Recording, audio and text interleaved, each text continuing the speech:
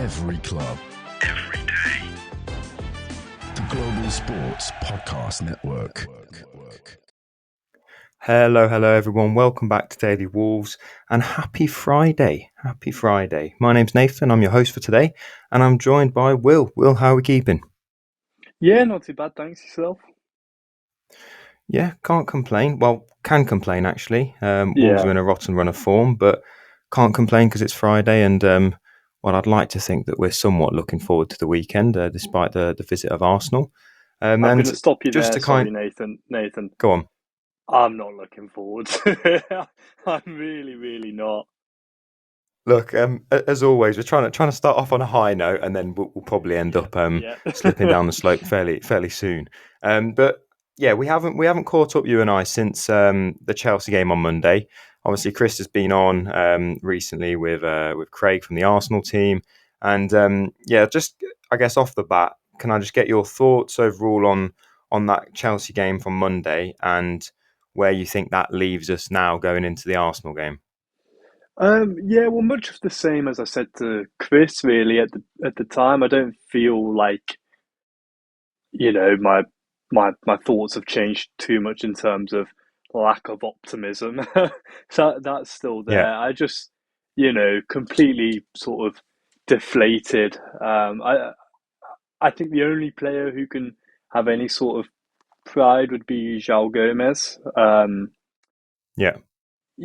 But it was just one of those. Really, I never really saw us getting anything out of it. The same as against Newcastle. When that first goal went in, even when Doc equalised, I just, I never really had that belief in the squad and the players because of the just lack of fight that you see from them. Yeah. Yeah. I mean, as you say, we've not seen it throughout this season, have we? And No. I guess my feelings are the same in the sense that as soon as Doc equalised, I thought, well, can we hang on? And I don't know if that's the right way to be thinking. I know a few seasons ago we'd have been thinking, sort of, can we go and get a winner? And I mean, just I know you mentioned João Gomez. I actually wanted to throw Agbadu in there as well as a player who I think he can hold his head up relatively high. And then Rodrigo Gomez, a bit of energy when he came on. He came on, I was chatting to my dad today about it, and we were really struggling to find positives about it. And I saw this, I think it's other podcast or a reel on Instagram recently of a guy basically saying that Wolves play like a Sunday league team. Yes, and I really can't that. shake it. It's completely rattled me, and people at work are on to me about it all the time. But basically, we enjoy attacking from time to time, but really running back isn't our thing. We don't like defending corners and marking our men because we've got to get a bit scruffy with it, and we don't like doing that. And then when we get to about the 60th minute, we look gassed. And I can't shake it. It's completely rattled me. But I really can't shake that thought that we're a Sunday league team. It's not a good time, is it? And I mean, that Chelsea game leaves us like solid stuck in that bottom four because a gap starting to form, and we're only outside the relegation zone on goal difference. It's just ridiculous. Yeah, no, it really is concerning. I mean, just on the Sunday League thing, I've mentioned before how, my dad and I would be at the games under O'Neill, and there's so many times we'd sort of compare it to, like my Sunday League team. And I don't really think an awful lot has changed. I mean, we had a bit of a new manager bounce and we've seen some slightly different ideas. But at the end of the day, if the players, I mean, let's be honest, how many of them care? None of them really care. Do you know what I mean? At least they're not showing it. Generic, I know that's a generic thing to say, but they're either leaving if we go down, so they're not asked, or I don't know. I suppose I don't know. I don't know what alternative there is to sort of try and justify such a lack of grit and determination that we're seeing. Yeah, and I think the thing that's worrying for me in the way that I think about that new manager bounce Vitor is it just makes me think that it was another fluke. I mean, we started to see signs of things, the players changing their attitude and seeing a little bit of that grit that we've wanted to see defensively. But Yeah. a lot of them have now, a setback and they've gone back to their ways. And I think I said it at the Yeah. time, Yeah. sort of time will tell if Vitor obviously was a right appointment and whether or not he will completely change them. And it's a hard thing to do because they've built up such poor habits over the past 6 months under O'Neill that he's almost having to he's not really got time to reset properly. Yeah. Well, to quote Mick McCarthy, he doesn't have a magic wand. He can't just, sort of change, like you said, those habits that have been built up for so long. And I also, I said at the time about Vitor, he was the cheap option. Lest we forget, he's been a journeyman of a manager throughout his entire career, and he was the cheap and easy option for Fosun. And maybe we'll pay the price for that. Maybe he'll be good enough to keep us up, but he's got one hell of a job on his hands, regardless of his own personal qualities. But I know what you mean. It definitely leaves us sort of, like you said, there's that gap starting to appear now. Yeah, and we're in that fight. We're definitely in that dogfight, and it could get even worse. I mean, the news, and I'll kind of transition us smoothly onto the Cunha news. And the ones breaking today, hearing that Nottingham Forest are preparing a club record bid for Matheus Cunha, with also rumblings of Arsenal being interested.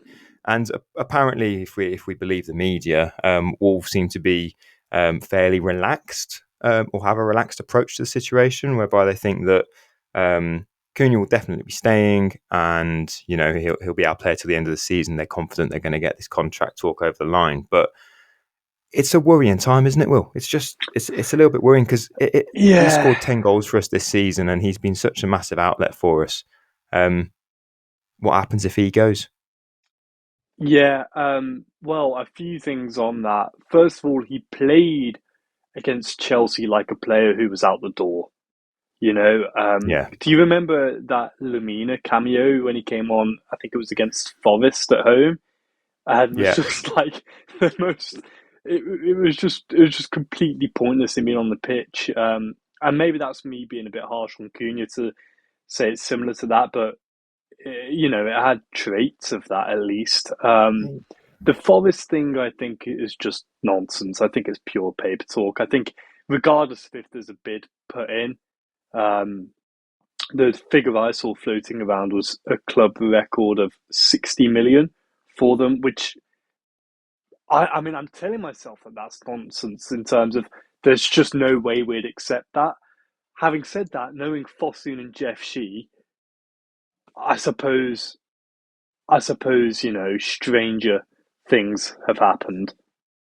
Yeah, we never know. I think the really worrying thing is I was not expecting him to have that type of body language against Chelsea. I really wasn't expecting it. No. We know he's an emotional player, and we know he throws his arms up a little bit when he doesn't get the ball or players don't make the run that he wants or whatever else. But this was sort of 90 minutes of him walking around, acting like he's Lionel Messi and really not putting a shift in. And we already know that his sort of work-ons as a player would be that work rate element of it and that defensive shape stuff.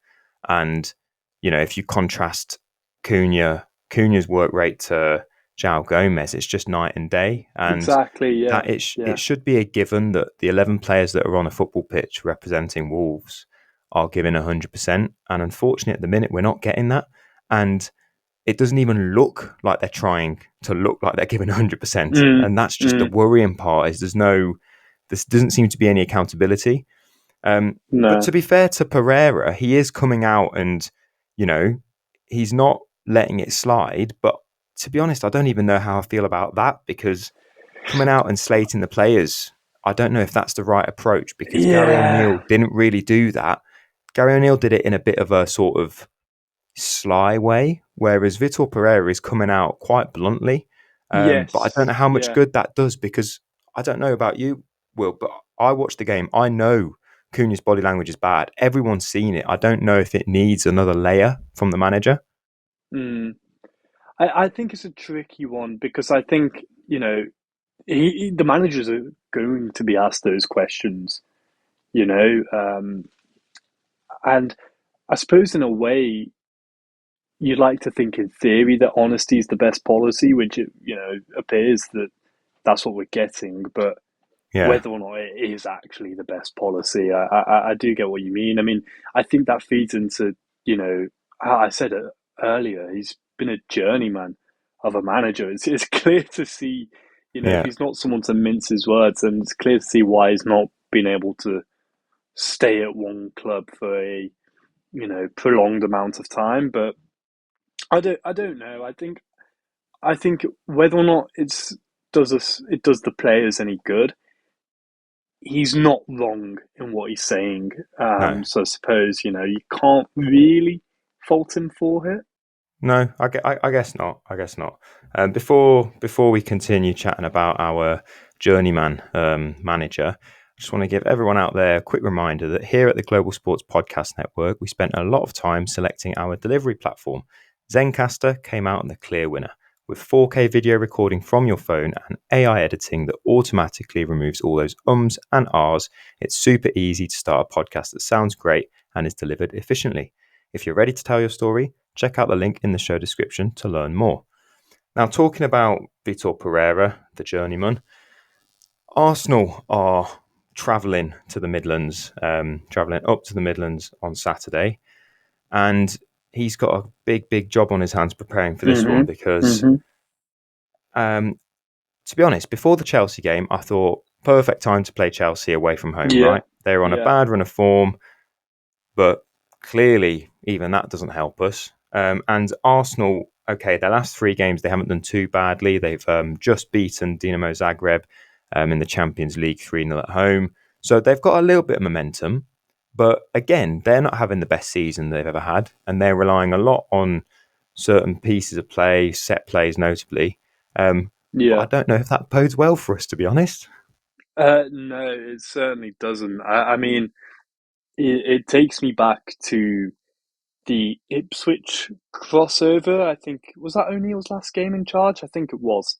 Yeah, you're right. Yeah. When I remember the Ipswich guys saying that they hadn't scored from a set piece all season, and Yeah. I remember it bouncing off Totti's head in the last minute, so needlessly giving away a corner. I just had my head in my hands in the last minute of the game as they went on to score from that, because I just knew, you just knew, and Yeah. by that same logic, with Arsenal being so good at them, well, I suppose by that same logic, they shouldn't score one against us, but it's us, so it's just bound to happen. Yeah. I think with or without set pieces, I really struggle to see how we get anything from this. I mean, if you think when Vitor came in, and we had that United game at home, and Yeah. I mean, you speak about body language and that mental state and the fight. You thought that was the turning point, didn't you? You know, Yeah. and yeah, when another big team comes into town, um, this time around, all of that already seems to have just, been drained, And really. we can't keep having this conversation about resetting standards. Like Mm. these are the basics of football, and we keep saying it, but we shouldn't be on here talking about the Wolves and saying that the effort isn't there, the body language isn't there. Yeah, Okay, that can happen because you've had a bad run of form and they're all humans at the end of the day. But we've been saying this from the start, and then you've had that yeah, reset with a new manager, and then we're saying it a few games later again. That just to yeah. me doesn't it. I don't understand it. It's so unprofessional from the players, and Mm.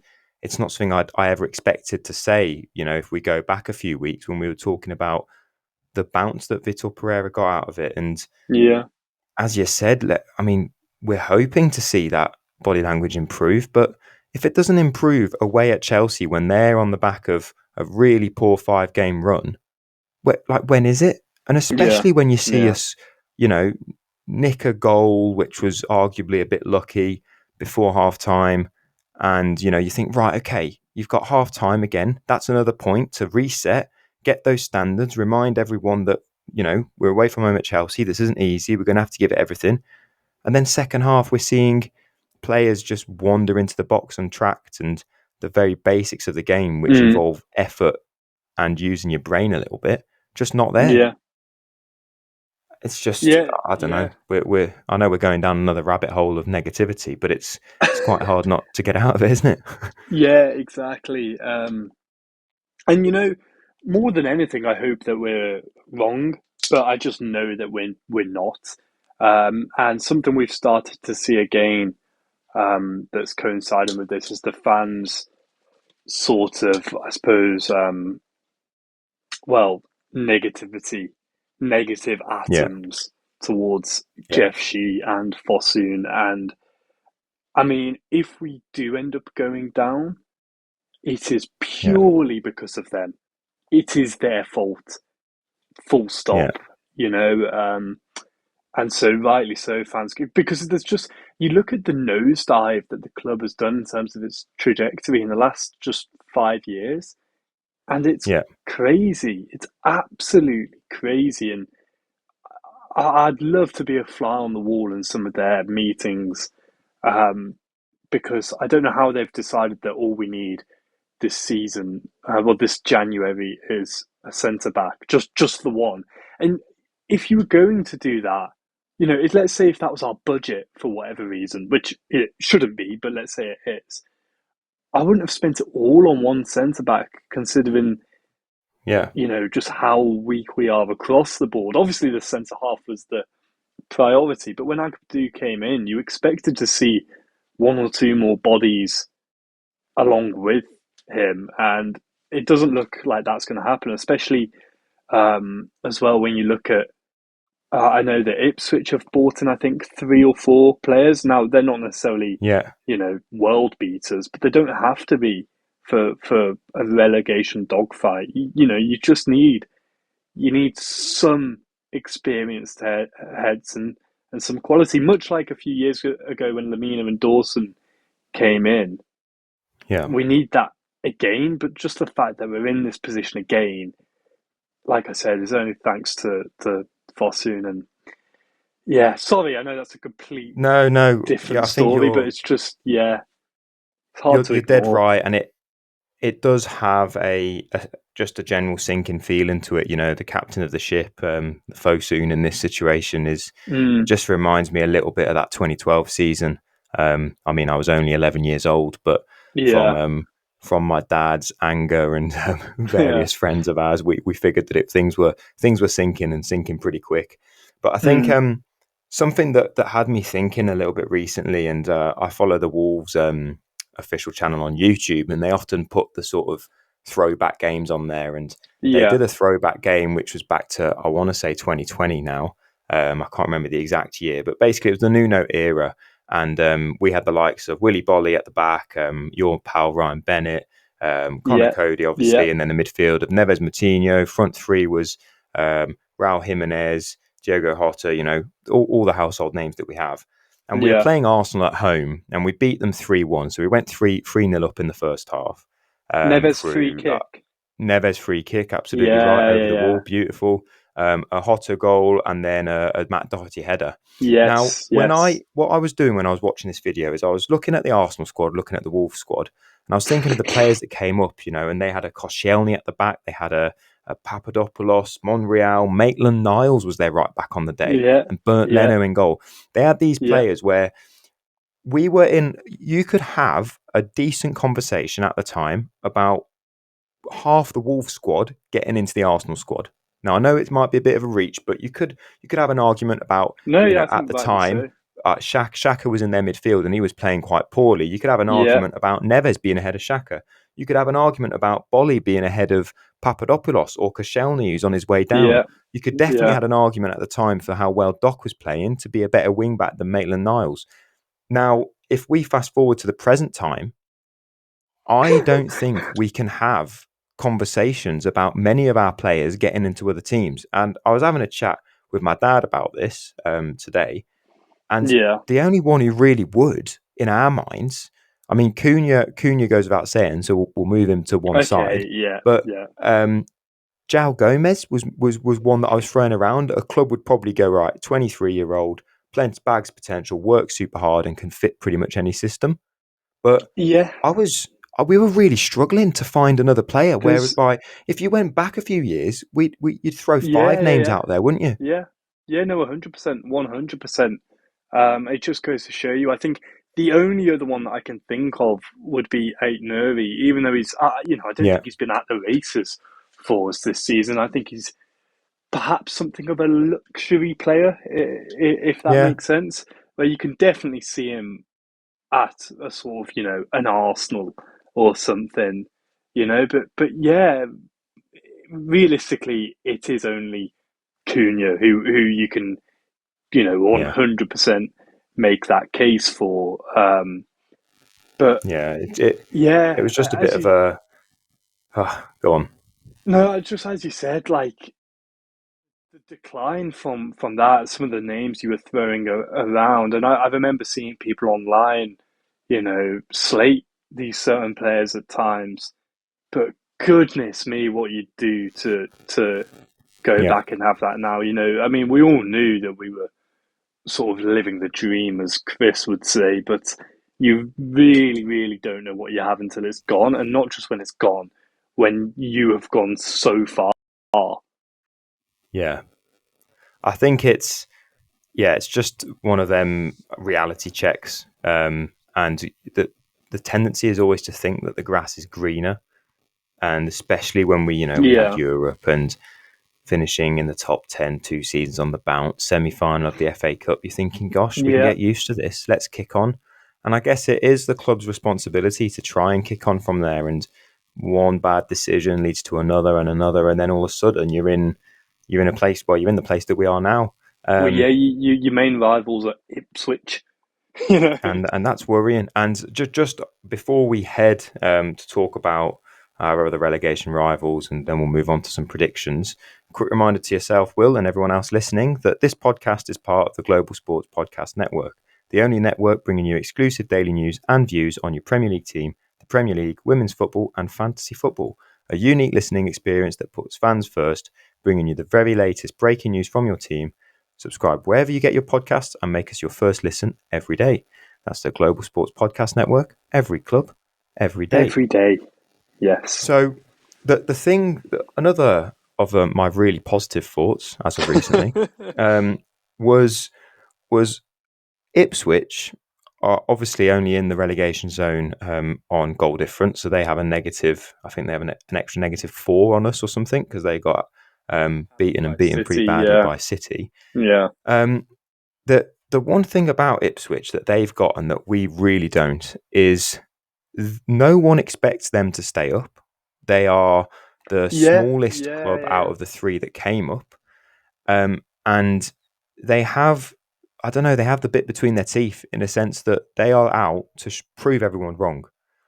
And yes, I don't think they've got the greatest quality. I mean, clearly, if they're below us in the league this season, but they've just got an extra little bit of something that, even though they've been beat 6-0 by City and they've had some really poor performances, there's still a tiny bit of positivity in the Yeah, Ipswich camp. And when yeah. I don't have many Ipswich friends, but when I do see Ipswich socials, there's bits of positivity. They're still Mm, screaming and shouting about Delap as they should.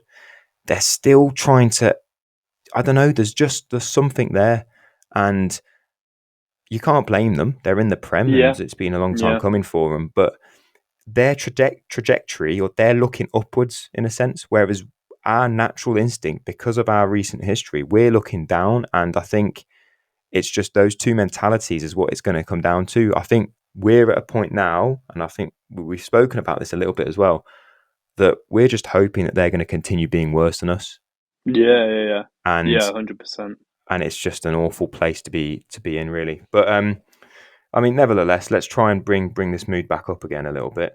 Is that possible? Because I think this I has don't to know, but this I'm has to have speaking. I'm trying to been speak it into this has to have trying to been speak it into existence here, Will. the most depressing episode that we've done. I And you don't know know. I what? don't know. Yeah, I don't think anyone can blame us. I mean, we're speaking about Ipswich Town, which no disrespect to them. As you said a couple of seasons ago, if we were doing this podcast, we'd be talking about qualifying for Europe, and um, sort of. I remember even at one point in the Bruno Lage, we were pushing for top four. It's just Yeah, yeah, it drains you. It really does yeah. drain you, doesn't it? It does. It does. And to be honest, I'm starting to get sick of my colleagues, and everyone around football is just starting to wind me up because Yeah, it's just, if Cunha goes, you'd be in trouble, wouldn't you? Like, yeah, yeah, yeah, mate, we would. yeah, Cheers for the reminder. yeah. Um, so with all that optimism, we're going to move to some predictions for Saturday's game, which is a 3 o'clock kickoff at the Molineux, where we host the now in form Arsenal. Mm. Um, how do you see the game playing out, and who do you see being? And please concentrate on the positives here, Will. We're doing our best. Who do you see being our key players in that one? Well, I do have a slight theory that could work in our favour in the short term, at least, um, because Cunha versus Manchester United was one of, if not the best individual performance I've seen in a Wolves shirt for a long, long, long time. He was not just outstanding, but Sensational. Yeah. yeah, he was head and shoulders above every single player on that pitch. And if the rumours are true, about his contract, which on a little side note, the issue seems to have been about inserting a relegation clause, or a what do they call it, a release clause for if we Yeah. get relegated, and a different one for if we stay up. If that's all he's asking, I don't understand why there's an issue and that's not happening. If it's the fact that his head's turned by a potential move away, which I hate to say it, but it could well be true. Um, by that logic, I'm hoping that he'll want to put himself in the shop window a bit and really have the grit in between his teeth, albeit for a different reason than we'd like him to. But like I said, it could work in our favour.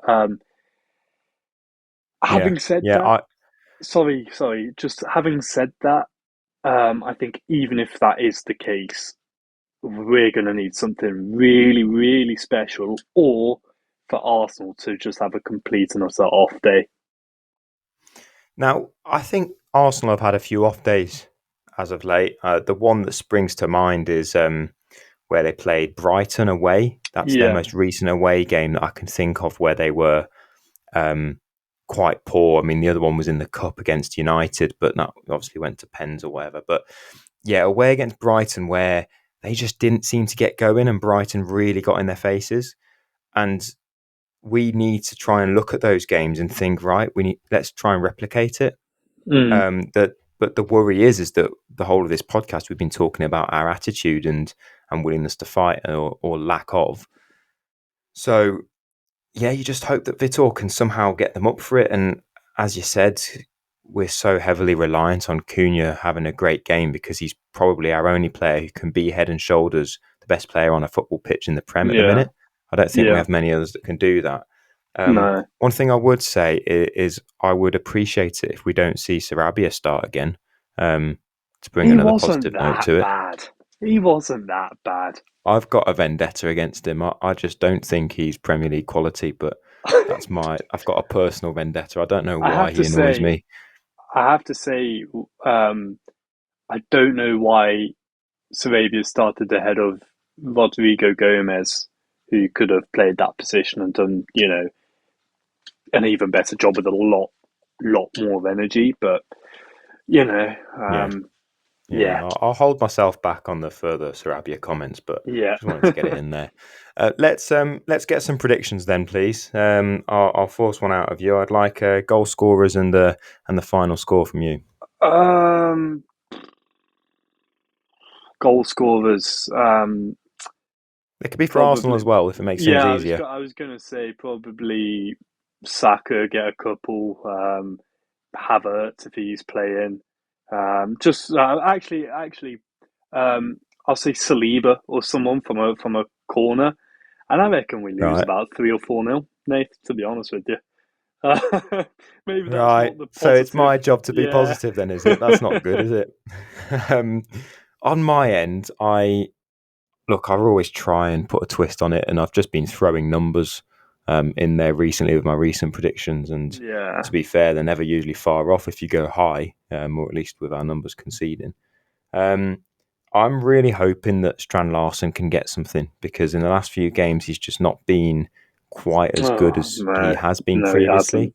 So I'm trying to speak into existence here. I think Strand Larsen is going to get one, and I think Arsenal's Saliba, I'll agree with you on that front. Arsenal Saliba will get one as well. So I'm hoping, set piece. It sounds so bad, doesn't it? But I'm hoping for a 1-1 draw at home. And at this moment in time, we just need to try and find some sort of momentum. I mean, talking of future games, we've got Villa at home afterwards, and then we go to Blackburn away in the Cup. So hopefully we can bring some momentum. But yeah, we'll see what happens, really. We sound so deflated and defeated already. Yeah, I've just caught myself there. I've tried to start off positive, and as my thought process is going along, it's just the reality's just kicked in, and it's kind of gone downhill. But having said that, we'll try and end it in the famous way that we always do, and remind all of our listeners out there that out of darkness cometh light. Every club, every day. The Global Sports Podcast Network.